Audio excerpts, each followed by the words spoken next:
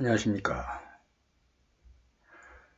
오늘 정통 FX 마진 스쿨 16번째 시간 시황 전략 세 번째 시간입니다.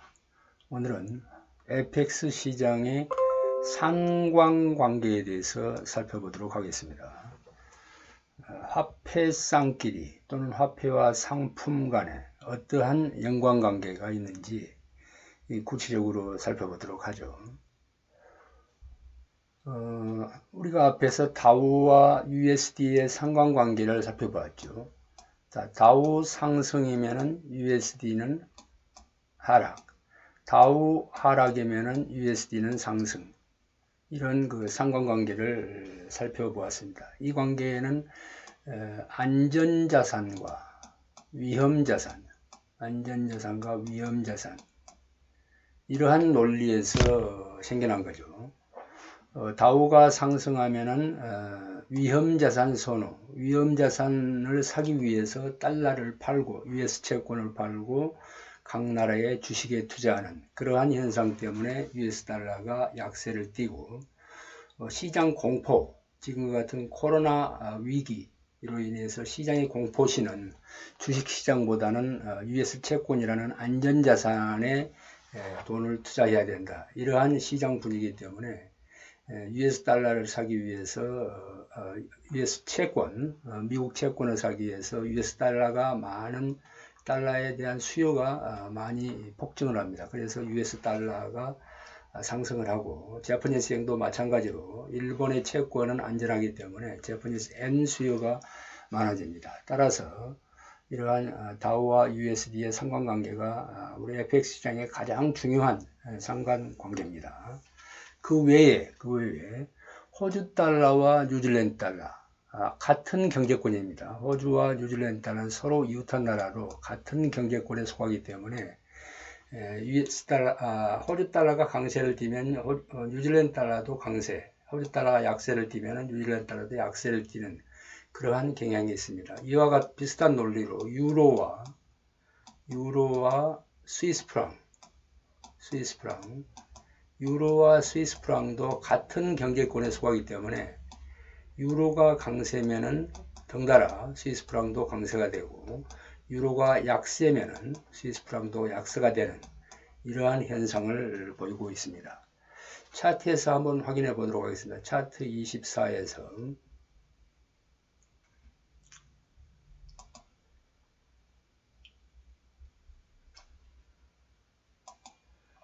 차트 24는 자, 이게 차트 24입니다. 이 빨간 선으로 표시된 게 뉴질랜드 달러입니다. 뉴질랜드 달러. 자, 뉴질랜드 달러 똑같이 호주 달러도 똑같은 변화를 보입니다. 물론 정확히 똑같은 그런 변화는 아니지만 대체적으로 비슷한 움직임을 보이고 있다. 이렇게 말씀을 드릴 수가 있습니다.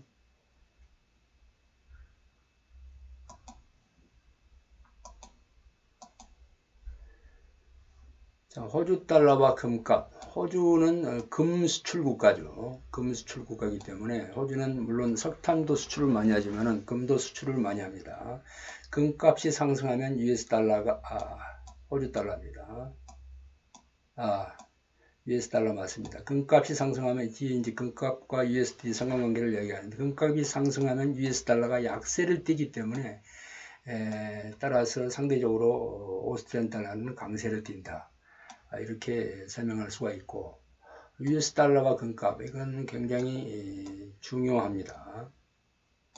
자, US 달러가 약세가 되면 인플레 심리로 가치 안전재정 수단이 금 수요가 많아지고 자, US 달러가 약세가 되면은 어떻죠? 다우 상승이라는 것은 경기 호황 때는 인플레 심리, 물가가 많이 오릅니다. 그래서 안전한 가치 저장 수단인 금 수요가 많아지고 금값이 상승한다. 금값이 상승하면은 US 달러 약세 이런 공식이죠. 금값 상승, US 달러 약세. 반대로 US 달러가 강세가 되면 금값은 약세가 되는 경향이 있는데 이런 관계가 지켜지지 않은 경우도 많이 있어요. 자, 금값은 통상 뭘로 표시되냐면 US 달러로 표시가 됩니다. 금값은 US 달러로 표시가 된다. 금값은 이 변화가 굉장히 빠르지만은 US 달러의 가치는 그렇게 변동하지 않습니다. 그래서 금값이 US 달러로 표시가 되기 때문에 US 달러가 금값이 떨어지면은, 금값이 떨어지면은 US 달러가 상대적으로 강세가 된다. 이렇게 말씀을 드릴 수가 있습니다. 자, 캐나디안 달러와 원유가. 캐나디안 달러는 원유 수출국. 사우디에 의해서 두 번째 세계 최대 원유 수출국입니다. 자, 원유값이 오르면은 US 달러가 약세가 되고, 아까 금값이 오르면은 US 달러가 강세가 되는 것에 반해서 원유값이 오르면은 US 달러는 약세가 됩니다. US 달러 약세가 되기 때문에 캐나디안 달러는 강세가 된다. 이렇게 풀이하기도 하는데, 원유가가 캐나디안 달러의 주 수출 품목입니다. 원유가가 상승하면 캐나디안 달러의 강세가 예상됩니다. 캐나디안 경제에 좋죠. 그렇기 때문에 캐나디안 달러가 강세가 된다. 이렇게 말씀드릴 수가 있습니다.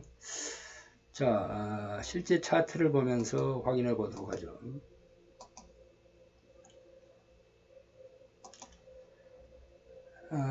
이게 금값입니다. 금값, 그 다음에 이 캔들 차트는 호주 달러. 자, 호주 달러의 어떤 흐름, 이게 2008년 경제위기 때입니다. 금융위기 때.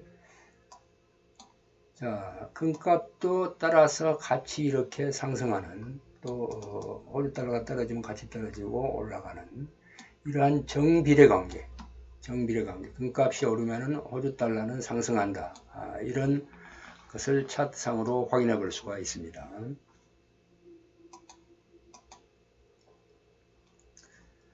원유가와 캐나디안 달러의 관계, 원유가. 자, 이 원유가, 이 차트는 US 달러, 캐나디안 달러인데, 이렇게 떨어진다는 것은 캐나디안 달러의 강세를 이야기합니다. US 달러 약세.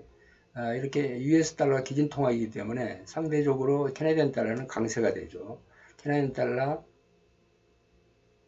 약세, 캐나디안 달러 이 떨어질 경우는 강세, 올라가는 것은 캐나디안 달러 약세, 캐나디안 달러 강세. 자, 이렇게 보면은 원유가가 캐나디안 달러가 강세가 되면 원유가가 올라갑니다. 자, 원유가가 이렇게 올라가는 기간 캐나디안 달러는 강세였죠. 원유가가 내려가면 캐나디안 달러는 약세. 캐나디안 달러 약세, 원유가 하락. 자, 다시 캐나디안 달러 강세 구간, 원유가 상승 구간. 원유가 상승 구간. 자, 이거는 캐나디안 달러 약세. 캐나디안 달러가 약세이면서도 불구하고 원유가가 올라가는 이러한 어떤 잘못된 구간, 상관관계가 깨지는 이러한 구간이 나타나기도 합니다.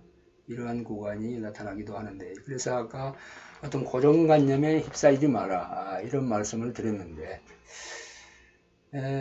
여기서는 이제 일치를 했고, 여기서는 다시 똑같죠. 원유가 하락, 캐나디안 달러 약세, 자, 캐나디안 달러 강세. 이 하락 구간은 캐나디안 달러 강세입니다. 원유가 상승. 자, 여기에서 보시다시피 캐나디안 달러는 원유가와 정비례 관계에 있다. 이게 이제 정설이고, 이처럼 경우에 따라서는 원유가에 상관없이 캐나디안 달러가 움직일 수도 있다. 이렇게 정리를 하도록 하겠습니다. 자, 다음 차트에서 금값이 오르면은 US 달러 약세, 금값이 내리면 US 달러 강세. 이 US 달러 인덱스입니다. 이 차트는 US 달러 인덱스예요. 달러 인덱스는 100을 기준으로 해서 움직입니다. 이쪽에 US 달러 지수, 이쪽에는 유로 USD의 어떤 가치 변동인데, 자,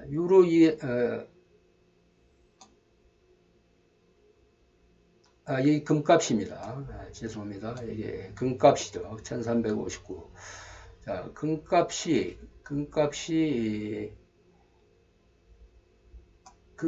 내리면은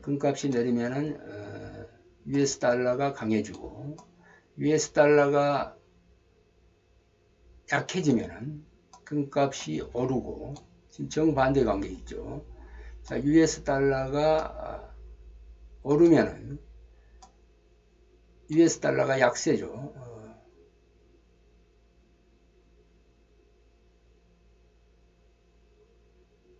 이게 내가 잘못했네요. 이 캔들이 US 달러입니다.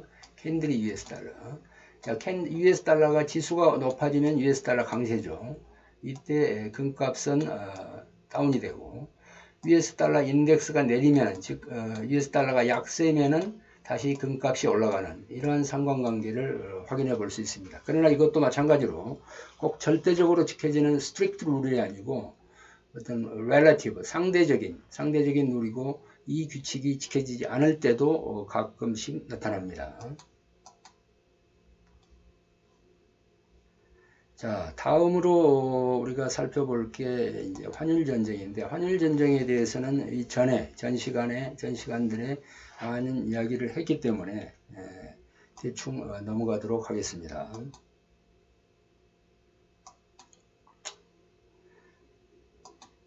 그래서 핫머니 유입 억제 정책, 핫머니라는 게 뭐냐? 이걸 여러분들이 이해를 하셔야 됩니다. 경기 전망이 좋다. 다우가 올라가서 호경기가 예상이 된다. 그러면은 국제금융, 투기꾼, 국제적인 투자자들은 세계에서 가장 수익률이 높은 곳을 찾아다닙니다. 수익률이 높은 곳에 투자를 하게 되죠. 그래서 핫머니라고 이야기를 하는데, 미국에 있던 돈이 US 달러 형태로 있던 돈이 통상적으로 위험할 때는 US 채권에 투자를 하죠. 위험한 불황기는. 그런데 호갱기가 되고 세계 각국이 아주 호갱기가 된다. 그러면 예를 들어서 중국이 잘 나간다. 중국에 주식 투자하면은 대단하다. 이럴 때는 US 달러 채권을 팔아서 US 달러를 들고 중국으로 가죠. 중국 가서 중국 주식을 살려면 뭐가 필요하죠? 차이니스 위안화가 필요합니다. 그래서 호갱기 때는 US 채권이 US 달러의 가치가 약해지고 위험자산 화폐들이 많이 강세를 띱니다. 자, 이러는 과정에서 세계 각국이 자국 화폐의 평가 절상 억제를 위해 전쟁을 벌이고 있다. 자, 중국의 예를 들어보죠. 중국은 미국으로 상품을 대단히 많이 수출을 합니다. 중국으로. 자, 그런데 중국 화폐 가치가, 위안화 가치가 너무 강해지면은 수출하는데 중대한 타격이 옵니다. 그래서 중국은 지금도 환율을 인위적으로 국가에서 조정을 합니다. 이래서 미국은 중국에 대해서 환율 조작국이다 이렇게 비난을 하고 환율 전쟁을 벌이고 있습니다. 중국은 미국에 예를 들어서 1년에 5천억 달러를 수출을 했다. 그러면 대부분, 참 아이러니하게도 대부분 중국은 미국의 채권을 구입합니다. 이걸 그대로 5천억 달러를 가져오는 게 아니고 채권을 사줍니다. 그래서 지금 현재 중국이 미국의 최대의 채권 국가가 되었죠. 자, 이러는 와중에서 중국과 미국이 서로 환율 갖고 다투는, 니네 환율 조작국이다 이렇게 비난을 하면서 이러한 형태의 시작이 바로 환율 전쟁의 시작입니다. 자, 오늘은 여기까지 하겠습니다.